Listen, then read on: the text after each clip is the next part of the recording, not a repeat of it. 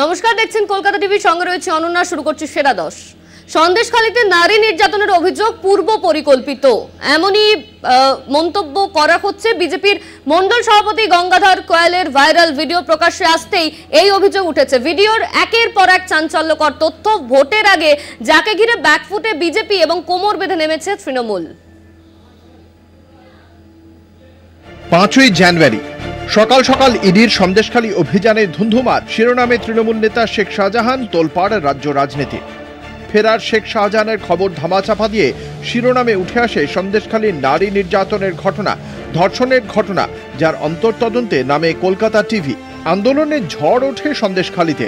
একের পর এক তৃণমূল নেতার বিরুদ্ধে নারী নির্যাতন, জমি দখল, ভেড়ি দখলের অভিযোগ ওঠে। ইডি আক্রান্ত হওয়ার প্রায় 4 মাস পর লোকসভা ভোটের আবহে সন্দেশখালীর বিজেপির মণ্ডল সভাপতি গঙ্গাধর কয়ালের এক ভাইরাল ভিডিও ঘিরে তোলপাড় রাজ্য রাজনীতি। যে ভিডিও প্রশ্ন তুলে দিয়েছে, সন্দেশখালীর ঘটনার নেপথ্যে কি গভীর কোনো রাজনৈতিক ষড়যন্ত্র রয়েছে? গঙ্গাধর কয়ালের ভাইরাল ভিডিওয় চাঞ্চল্যকর অভিযোগ। ভাইরাল ভিডিওয় গঙ্গাধরের কথায় সামনে এলো গোটা বিষয়টি পূর্ব পরিকল্পিত। আন্দোলনের পরিস্থিতি তৈরির জন্য বিরোধী দলনেতা শুভেন্দু অধিকারী টাকা, মোবাইল ইত্যাদির যোগান দেন, আন্দোলনের রূপরেখা তৈরি করেন। মোবাইল, টাকা পাঠান শুভেন্দু। ভাইরাল ভিডিওয়ে উঠে আসে সন্দেশখালীর মহিলাদের মগজ ধোলাই প্রসঙ্গ। মহিলাদের মগজ ধোলাই। ভাইরাল ভিডিওয় গঙ্গাধরের দাবি, এলাকায় বিজেপির জমি পেতে সন্দেশখালীর বড় বড় তৃণমূল নেতাদের ফাঁসাতে বলেন শুভেন্দু। নারী নির্যাতনের অভিযোগ সাজাতে বলা হয় তাঁকে। সেজন্য তালিকা তৈরি করা হয় মহিলাদের, যাদের মধ্যে প্রথম নাম ছিল রেখা পাত্রের। ঘুঁটি সাজানোর ছকে উঠে আসে স্থানীয় বিজেপি নেতা শুভঙ্কর গিরির নাম। ইস্যু নারী নির্যাতন, টার্গেট শাহজাহান, শিবু, উত্তম। ভিডিও সামনে আসতেই উঠে আসে চক্রান্তের তত্ত্ব, অভিযোগ করেন গঙ্গাধর কয়াল ও রেখা পাত্র। ভাইরাল ভিডিও ঘিরে আপাতত সরগরম রাজ্য রাজনীতি। এই পরিস্থিতিতে ভোটের আবহে বিজেপির বিরুদ্ধে কোমর বেঁধে আসরে নেমেছে তৃণমূল। বসিরহাট থেকে সঞ্জিত চক্রবর্তীর রিপোর্ট, কলকাতা টিভি। লাগাতার ক্ষোভ বিক্ষোভে উত্তপ্ত হয়ে ওঠে সন্দেশখালী। জমি দখল থেকে নারী নির্যাতন, তৃণমূলের বিরুদ্ধে উঠে আসে একের পর এক অভিযোগ। একাধিক নেতার বিরুদ্ধে এই অভিযোগ। এই আবহে প্রকাশ্যে বিজেপির মণ্ডল সভাপতির ভাইরাল ভিডিও। কোনো ধর্ষণই হয়নি, সবটাই সাজানো। ভিডিওর কথোপকথনে বিস্ফোরণ তথ্য, জানি উত্তাল রাজ্য রাজনীতি।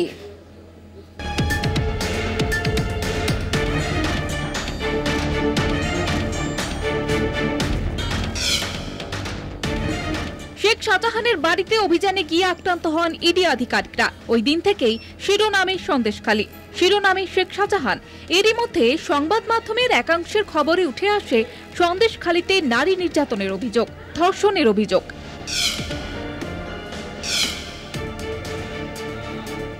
উত্তপ্ত সন্দেশখালীর প্রথম দিন থেকেই গ্রাউন্ড জিরোয় কলকাতা টিভি।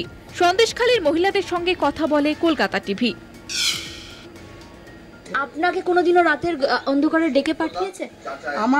আমাকে ডাকেনি, কিন্তু আমার পাশের একজন ডেকেছে। কেউ বলছেন পাশের পাড়ায় নির্যাতন হয়েছে, তো কেউ বলছেন শোনা কথা। তাহলে আসলে নির্যাতিত কারা? প্রশ্ন করে কলকাতা টিভি। এটা তো পরিষ্কার কথা, মেয়েরা রেপ তো হয়নি, কোনো মেয়ে কিন্তু রেপ হয়নি, কিন্তু তাদেরকে আপনারা সেটা বুঝিয়েছেন, আপনারা যে বুঝে করিয়েছেন, দাদা এটা কতটা কনভিন্স করলে করানো যায়?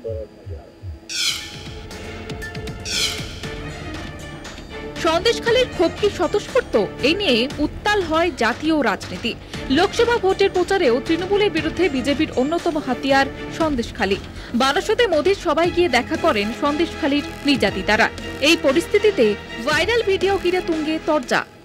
বসিরহাটের বিজেপি প্রার্থী রেখা পাত্র, যিনি নিজেও সন্দেশখালীর মহিলা নির্যাতনের প্রতিবাদী। ভাইরাল ভিডিওয় তার নাম ঘিরেও বিতর্ক। কলকাতা টিভি। ভোটের দিন যত এগিয়ে যাচ্ছে ততই চড়ছে উত্তেজনার পারদ। প্রচারে বাধা, দলীয় পতাকা সরিয়ে অন্য পতাকা টাঙানোর মতো রাজনৈতিক চাপানুতারের মাঝে অনুন্নয়নের প্রতিবাদে কোথাও কোথাও ভোট বয়কটের ডাকও দিচ্ছেন ভোটাররা। 25শে মে ষষ্ঠ দফায় ভোট পুরুলিয়ায়। ভোটের আগে পতাকা টাঙানো নিয়ে উত্তেজনা পুরুলিয়ায়। শনিবার মনোনয়ন জমা দেন পুরুলিয়ার বিজেপি প্রার্থী জ্যোতির্ময় সিং মাহাতো। মনোনয়ন ঘিরে তরজার আগে দলীয় পতাকা টাঙানো নিয়ে তৃণমূল বিজেপির তরজা শুরু হয়। জ্যোতির্ময় সিং মাহাতোর মনোনয়ন পেশে হাজির থাকতে জেলায় পৌঁছেছিলেন সুকান্ত মজুমদার। সুকান্ত জেলায় আসার জন্য দলীয় পতাকায় শহর সাজিয়েছিল পুরুলিয়া বিজেপি। তৃণমূলের দাবি তাদের দলীয় অফিসেও বিজেপির পতাকা টাঙিয়ে দেওয়া হয়েছে। বিজেপিকে সমর্থন করার জন্য 6 বছর ধরে যাতায়াত রাস্তা বন্ধের অভিযোগ কাকদ্বীপে। স্থানীয় সূত্রের খবর, প্রথমে তৃণমূলের সমর্থক থাকলেও পরে বিজেপিকে সমর্থন করেন মাধবচন্দ্র পড়ুয়া। মাধববাবু ও তার পরিবারের অভিযোগ, বিজেপি করায় বিদ্যুৎ সংযোগ পাচ্ছেন না তারা, বন্ধ হয়েছে বাড়িতে ঢোকা বেরোনোর রাস্তাও। পারিবারিক গোলযোগ বলে দায় এড়িয়েছে তৃণমূল। এখন বিজেপি করি, সেই হিসাবে আমাদের আজ 6 বছর হাঁটতে দিচ্ছে না, বাড়াতে দিচ্ছে না, মারধর করতেছে, বলতেছে তোর মেরে তোর বউ শাঁখা ভেঙে দেবো। তৃণমূল শ্রীকান্ত দাস। এখানে রাজনৈতিক কোনো রং নেই। ও তার ব্যক্তিগতভাবে জায়গা কোথেকে কিনেছে না কিনেছে, অবৈধভাবে কি কিনেছে আমরা জানি না।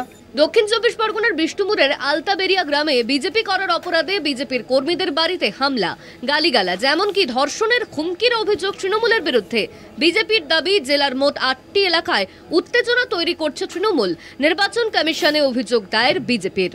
এবারের ভোটে অন্যতম হাই ভোল্টেজ আসন ঘাটাল। দেব হিরণের কেন্দ্রে ভোট বয়কটের ডাক সাধারণ মানুষের। দাসপুরের 1 নম্বর ব্লকের ধর্মা গ্রামে ভোট বয়কটে সামিল হওয়ার জন্য পড়ল পোস্টার। গ্রামবাসীদের দাবি, বাম আমল থেকে এলাকার কোনো উন্নয়ন হয়নি। বারে বারে প্রশাসনকে জানিয়েও গ্রামের রাস্তাঘাট থেকে শুরু করে কাঠের সেতু, যাতায়াতের অযোগ্য সবই। কলকাতা টিভি। তমলুকের বিজেপি প্রার্থী অভিজিৎ গঙ্গোপাধ্যায় এবং পুরুলিয়ার বিজেপি প্রার্থী জ্যোতির্ময় সিং মাহাতোর মনোনয়ন ঘিরে ধুমধুমার পরিস্থিতি।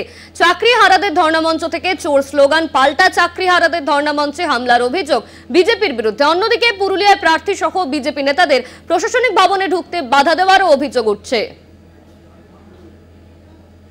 তমলুক বিজেপি প্রার্থীর মনোনয়নে ধুমধুমার। তমলুকের বিজেপি প্রার্থী অভিজিৎ গঙ্গোপাধ্যায়ের মনোনয়ন ঘিরে তুলকালাম। বিরোধী দলনেতা শুভেন্দু অধিকারীর নেতৃত্বে বর্গভীমা মন্দিরে পুজো দিয়ে একটি বর্ণাঢ্য শোভাযাত্রা বেরোয় তমলুক রাজবাড়ি ময়দান থেকে। শোভাযাত্রা হাসপাতাল মোড়ে পৌঁছতেই বিশৃঙ্খলার শুরু। গত রবিবার থেকে তমলুক হাসপাতাল মোড়ে চাকরিহারাদের একাংশ বিক্ষোভ দেখাচ্ছেন। হাসপাতাল মোড় থেকে মাত্র 100 মিটার দূরেই রয়েছে অবস্থান মঞ্চ। বিজেপির মিছিল সেখানে পৌঁছতেই অবস্থান মঞ্চ থেকে চোর চোর স্লোগান ওঠে। পাল্টা তৃণমূলের বিরুদ্ধে চোর স্লোগান বিজেপির। উত্তেজনার বশে বিজেপির বেশ কয়েকজন কর্মী অবস্থান মঞ্চের দিকে এগিয়ে যায়। দুই পক্ষের মধ্যে শুরু হয় মারপিট, ইট পাথর ছোড়াছুড়ি। অনশনকারী শিক্ষকদের সঙ্গে ধস্তাধস্তি লেগে যায় বিজেপি নেতা কর্মীদের। পুলিশের তৎপরতায় পরিস্থিতি নিয়ন্ত্রণে আসে। বিজেপির বিরুদ্ধে অনশন মঞ্চে পাথর ছোড়ার অভিযোগ। পুরুলিয়া বিজেপি প্রার্থীর মনোনয়নে বচসা, ধস্তাধস্তি। পুরুলিয়ার বিজেপি প্রার্থী জ্যোতির্ময় সিং মাহাতোর মনোনয়ন ঘিরেও এদিন উত্তেজনা তৈরি হয়। সুকান্ত মজুমদার, রাহুল সিনহার পাশাপাশি প্রার্থীর হয়ে 4 প্রস্তাবক এবং পুরুলিয়ার 4 দলীয় বিধায়ক ছিলেন জ্যোতির্ময়ের সঙ্গে। তারা সকলে মিলেই প্রশাসনিক ভবনে ঢুকতে যান। বাধা দেন প্রশাসনিক আধিকারিকরা। তারা বলেন, এতজনের ঢোকার নিয়ম নেই। প্রার্থী ছাড়াও 4 প্রস্তাবক শুধুমাত্র মনোনয়নে হাজির থাকতে পারবেন। প্রশাসনিক আধিকারিকরা বাধা দেওয়ায় কার্যত মেজাজ হারান বিজেপি নেতা রাহুল সিনহা। প্রশাসনিক আধিকারিকদের সঙ্গে বচসা বাঁধে বিজেপি নেতার। তৃণমূলের অভিযোগ, বিজেপি প্রার্থী যেখানেই মনোনয়ন দিতে যাচ্ছেন সেখানেই গন্ডগোল বাঁধাচ্ছেন, নিয়ম ভাঙছেন, উল্টে সরকারি অফিসারদের উপর চোখ রাঙাচ্ছেন। হেরে যাওয়ার ভয়ই বিজেপি দিশে হারা। কলকাতা টিভি। সেরা দশে এখন সময় একটা বিরতির। ফিরছে বিরতির পর, সঙ্গে থাকুন। ফিরে এলাম বিরতির পর। তাপপ্রবাহের সতর্কতার মাঝেই দক্ষিণবঙ্গের বেশ কিছু জেলায় বৃষ্টির সম্ভাবনা। 8ই মে পর্যন্ত বৃষ্টির সম্ভাবনা। 6ই মে কালবৈশাখীর সতর্কতা দক্ষিণবঙ্গে। উত্তরবঙ্গের উপরের 5 জেলায় বৃষ্টির সম্ভাবনা জানালো আলিপুর আবহাওয়া দপ্তর। তীব্র তাপপ্রবাহে জেরবার বঙ্গবাসী। বৃষ্টির আশায় চাতক পাখির মতো তাকিয়ে রাজ্যবাসী। প্রবল গরম থেকে মুক্তি পেতে রবিবার পর্যন্ত অপেক্ষা করতে হবে দক্ষিণবঙ্গের বাসিন্দাদের। সোমবার ও মঙ্গলবার পরপর 2 দিন দক্ষিণবঙ্গের সব জেলাতেই হালকা থেকে মাঝারি বৃষ্টিপাতের পূর্বাভাস আলিপুর আবহাওয়া দপ্তরের। 2 মেদিনীপুর, বীরভূম, মুর্শিদাবাদে ঝড় বৃষ্টি। বৃষ্টির সঙ্গে 50 থেকে 60 কিলোমিটার বেগে ঝোড়ো হাওয়া বইতে পারে। সকাল থেকে তাপপ্রবাহ থাকলেও যে কোনো মুহূর্তে বদলে যেতে পারে আবহাওয়া, জানালো হাওয়া অফিস। 6 মে পর্যন্ত দক্ষিণবঙ্গে কালবৈশাখী সতর্কতা। উত্তরবঙ্গে মালদা, 2 দিনাজপুরে কালবৈশাখী সতর্কতার 7 মে। বীরভূম ও মুর্শিদাবাদে ভারী বৃষ্টির সম্ভাবনা। 6 ও 7 মে মৎস্যজীবীদের সমুদ্রে যেতে নিষেধাজ্ঞা। মানে 5 তারিখে কিন্তু পশ্চিমবঙ্গের সব জেলাতেই বৃষ্টি হবে, হালকা কোথাও মাঝারি বৃষ্টিটা আছে। পরশুদিন 6 মে পশ্চিমবঙ্গের সব জেলাতে বৃষ্টিপাত হবে এবং এরিয়াল কভারেজ আরও বেড়ে যাবে, মানে মোর দ্যান 50% টু 75% এরিয়াতে বৃষ্টিপাত হবে। 7 তারিখে একই কন্ডিশন, 8 তারিখেও একই কন্ডিশন। তার মানে ধরুন 5, 6, 7, 8 এই 4 দিন পশ্চিমবঙ্গের প্রত্যেকটি জেলাতে বৃষ্টি হবে। ওই যে 5টি উত্তরের জেলা দার্জিলিং, জলপাইগুড়ি, কালিম্পং, কোচবিহার এবং আলিপুরদুয়ার, ওইগুলিতে আজকে স্ক্যাটার্ড রেনফলের পূর্বাভাস দেওয়া হয়েছে এবং অন্য জেলাগুলিতে আপনার আইসোলেটেড রেনফলের পূর্বাভাস। তারপরে আপনি দেখুন আজকে কিন্তু পশ্চিমবঙ্গের নর্থ বেঙ্গলের সব জেলাতে বৃষ্টি এবং দক্ষিণবঙ্গের কটি জেলা বললাম, মেদিনীপুরের 2, 24 পরগনার 2, 2 4, বীরভূমের 5, নদিয়া 6, মুর্শিদাবাদ 7। আগামীকাল নর্থ বেঙ্গলে ওই যে 5টি ডিস্ট্রিক্ট, ওখানে আপনার ফেয়ারলি ওয়াইড স্প্রেড রেনফলের পূর্বাভাস দেওয়া হয়েছে, মানে অনেকখানি জায়গা জুড়ে, এবং বাকি জেলাগুলিতে আপনার স্ক্যাটার রেনফল দেওয়া হয়েছে। আবহাওয়া দপ্তরের পূর্বাভাস বলছে বৃষ্টির পরিমাণ কম হলেও গরম থেকে অনেকটাই মিলবে স্বস্তি। শনিবার শহর কলকাতার তাপমাত্রা 37.2 ডিগ্রি সেলসিয়াস। কলকাতা টিভি। গরমে নাজেহাল বঙ্গবাসী। সবথেকে বেশি কষ্টে আছেন শিশু আর বৃদ্ধারা। গরমের হাত থেকে কচিকাচাদের বাঁচাতে বিজ্ঞপ্তি জারি করে স্কুলের ছুটি ঘোষণা করেছে রাজ্য সরকার। বেসরকারি স্কুলে ছুটি নেই। পড়ুয়াদের গরমের সাময়িক স্বস্তি দিতে দীঘায় একটি বেসরকারি স্কুলে কৃত্রিম বৃষ্টির ব্যবস্থা করেছে কর্তৃপক্ষ। সকাল সকাল স্কুলে পৌঁছে গেছে কচিকাচারা। স্কুল ঘরে চলছে পড়াশোনা আর বাইরে টুপটাপ বৃষ্টি। হ্যাঁ, ঠিকই শুনেছেন, বৃষ্টি পড়ছে পূর্ব মেদিনীপুরের রামনগরের সোনপুর আনন্দ নিকেতন নার্সারি স্কুলে।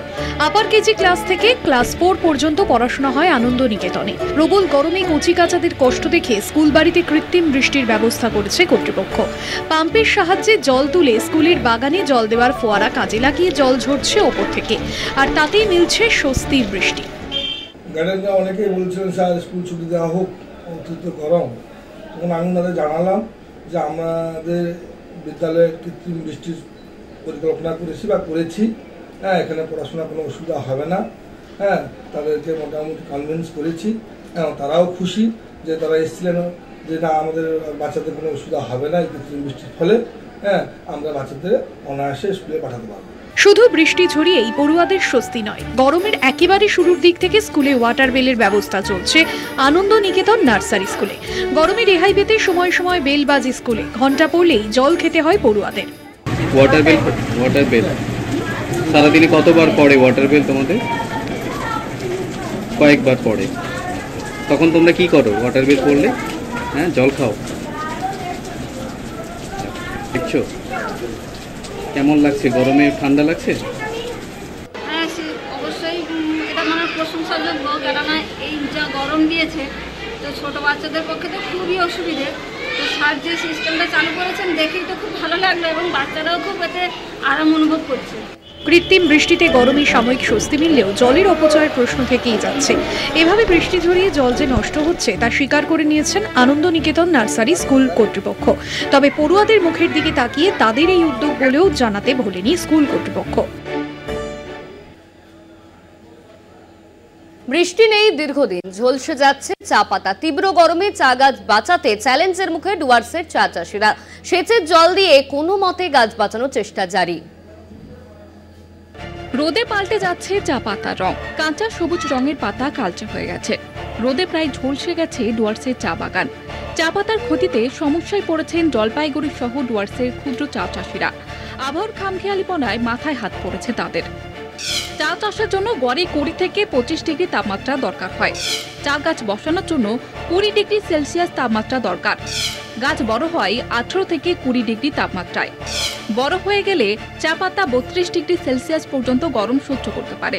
চা চাষের জন্য গড়ে বৃষ্টি দরকার হয় 200 থেকে 250 সেন্টিমিটার। চা পাতা যেখানে 32 ডিগ্রি সেলসিয়াস পর্যন্ত তাপমাত্রা সহ্য করতে পারে, সেখানে ডুয়ার্সের তাপমাত্রা 40 ডিগ্রি ছুঁয়েছে। বৃষ্টিরও দেখা নেই, ফলে চা পাতা বাঁচাতে চিন্তা বেড়েছে চাষিদের। এপ্রিল মে মাস নাগাদ সেকেন্ড ফ্ল্যাশ চা পাতা ওঠে। এই পাতায় সব থেকে বেশি দামে বিক্রি করেন চাষিরা।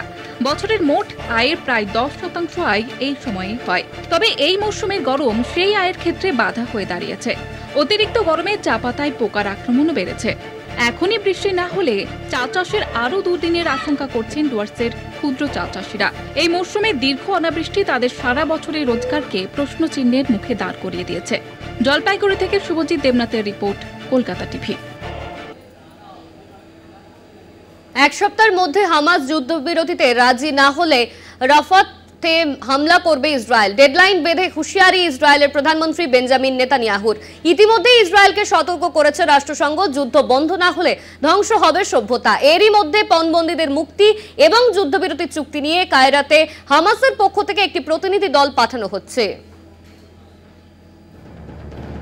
8 মাস পেরিয়ে গেছে হামাস এবং ইসরায়েলের যুদ্ধ। গাজায় বন্দী রয়েছেন শতাধিক ইসরায়েলি। এদিকে পাল্লা দিয়ে বাড়ছে নিরীহ প্যালেস্তানীয়দের মৃতের সংখ্যা। এখনো পর্যন্ত প্রায় 35,000 প্যালেস্তানীয় নিহত হয়েছেন। যুদ্ধ থামিয়ে শান্তি ফেরানোর পথ খুঁজতে হামাস এবং ইসরায়েলের মধ্যে মধ্যস্থতাকারীর কাজ করছে মিশর। লাগাতার জর্ডান, সৌদি আরব, আমেরিকার মতো দেশের সঙ্গে আলোচনা চলছে মিশরের রাজধানী কায়রোতে। এরই মধ্যে দক্ষিণ গাজার রাফা শহরে অভিযান চালানোর সিদ্ধান্ত জানিয়ে ডেডলাইন বেঁধে দিয়েছেন ইসরায়েলের প্রধানমন্ত্রী বেঞ্জামিন নেতানিয়াহু। তার হুঁশিয়ারি, এক সপ্তাহের মধ্যে হামাস যুদ্ধবিরতিতে রাজি না হলে রাফা অভিযানের মুখোমুখি হতে হবে। উল্লেখ্য, হামাসকে ধ্বংস করতে এখনও গাজায় আক্রমণ শানাচ্ছে ইসরায়েলি সেনা। আন্তর্জাতিক মহলে চাপ উপেক্ষা করে নিজের সিদ্ধান্তে অনড় নেতানিয়াহু। লক্ষ্য একটাই, হামাস গোষ্ঠীকে নিশ্চিহ্ন করা। তাই রাফায় আক্রমণের ধার তীব্র করছে ইসরায়েলি সেনা। নেতানিয়াহুর এই হুমকির পর রাষ্ট্রসংঘের তরফেও সতর্ক করা হয়েছিল ইসরায়েলকে। যুদ্ধ বন্ধ না হলে ধ্বংস হবে সভ্যতা, তাই কোনোভাবে যুদ্ধ ঠেকাতে মরিয়া রাষ্ট্রসংঘ। এরই মধ্যে পণবন্দীদের মুক্তি এবং যুদ্ধবিরতি চুক্তি নিয়ে হামাসের পক্ষ থেকে একটি প্রতিনিধি দল পাঠানো হচ্ছে কায়রোতে। ফলে আক্রমণের আতঙ্ক আর যুদ্ধবিরতির স্বস্তির মাঝে সংশয়ের প্রহর গুনছে রাফা শহরের মানুষরা। কলকাতা টিভি। আজ এই পর্যন্তই। দেখতে থাকুন কলকাতা টিভি, রাত দিন 7 দিন।